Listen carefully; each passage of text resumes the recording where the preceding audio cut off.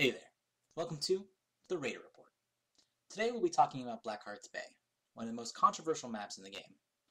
Blackheart's Bay is a 3-lane map with 1 watchtower, 2 giant camps, 3 night camps, and 1 grave golem camp. The map's mechanics revolve around collecting coins for Captain Blackheart. Blackheart will spawn 2 chests in fixed locations on the map here and here. The first sets of chests spawn at 50 seconds into the game and do not despawn until destroyed. The chests contain 5 coins each and must be attacked to knock the coins out.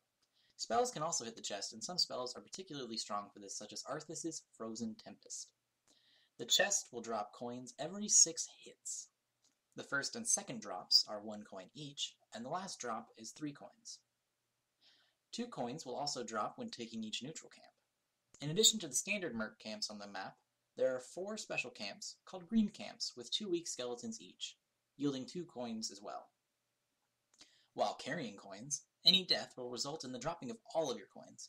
This includes non-fatal murky deaths, but does not include Abathur ultimates. To turn in the coins, you must right-click on Blackheart in the center of the map. Opening the scoreboard with Tab will allow you to see how many coins each player has. In the bottom right of the screen, you will see how many coins you need to turn in Blackheart to bombard your opponent's structures. The amount of coins needed starts at 10 and goes up 2 coins every time Blackheart fires for your team. Gathering and turning in coins can cause huge experience swings and is very important to winning. Lane comp. The standard lane comp for this map is to send your best solo laner, or sieger, to the separated bottom lane. This allows them to push that lane for most of the game and sets up for larger team fights on the top half. Having a Falstad or a Brightwing on this map can be very powerful because of how separated the bottom lane is from the rest of the map. If you are playing in the top lane, there will be lots of action between lanes and around the map, but as always, it is extremely important to make sure you are always getting experience from every lane. Remember that the skeleton camps are an easy way to get extra coins while laning. In the bottom lane, you'll want to keep the pressure on your lane opponent, which will allow you to grab free coins from the bottom chest. If the enemy decides to send multiple people after you, the lane is very easy to avoid getting ganked in because of how little side access there is when playing defensively, so just try your best to farm for experience. Common teamfight areas. Aside from the lanes themselves, there are a few important areas where teamfights will happen, and you should always be aware if your opponents are heading to these positions. Most important of all would be the middle of the map, where Blackheart is. Turning in coins is a very important aspect of playing this map, and fighting over his area will be the focus of many teamfights. An area that many people fight over, but in the long run isn't actually very important, is the watchtower at the very start of the game. People seem to think that immediately charging straight in to cause a fight is best, but the level 1 kills barely get you any experience, and you can lose that team fight.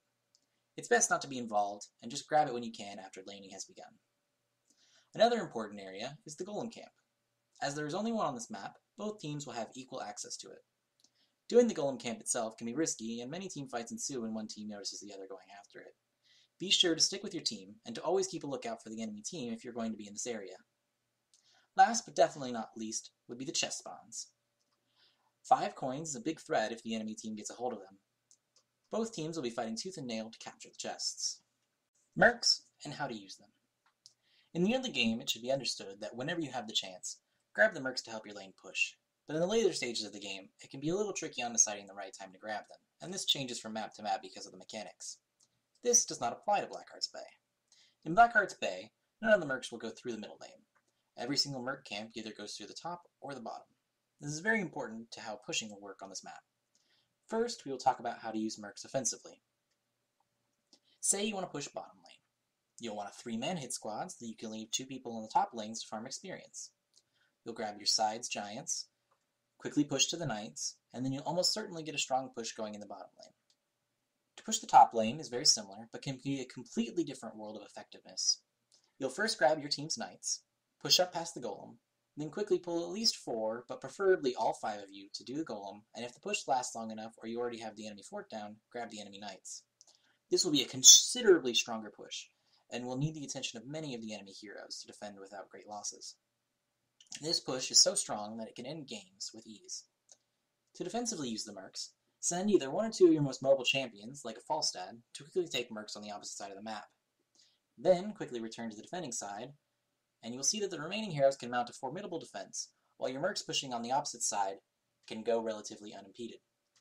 In a perfect world, you would cause a team fight to happen after you have whittled down the enemies during their push and immediately push back afterwards. Going for the golem on its own can be a very risky plan. The watchtower on the top side of the map can see a great portion of the path to the golem, and your team can easily be seen heading there, if you aren't careful. The vents will stop you from seeing them coming, so you should post one person inside the vent on the enemy team's side of the map to serve as a lookout, and make sure to grab the watchtower on your way up. Pushing with the golem can be a great distraction to allow someone who is carrying many coins a chance to return in unimpeded. Murky egg spots. Blackheart's Bay is one of Murky's worst maps for eggs. There are no good hiding spots near the lanes themselves, so you'll see many Murkies placing their eggs by forts. There are spots close to the Merc camps and Blackheart himself, however, and they are here on the map.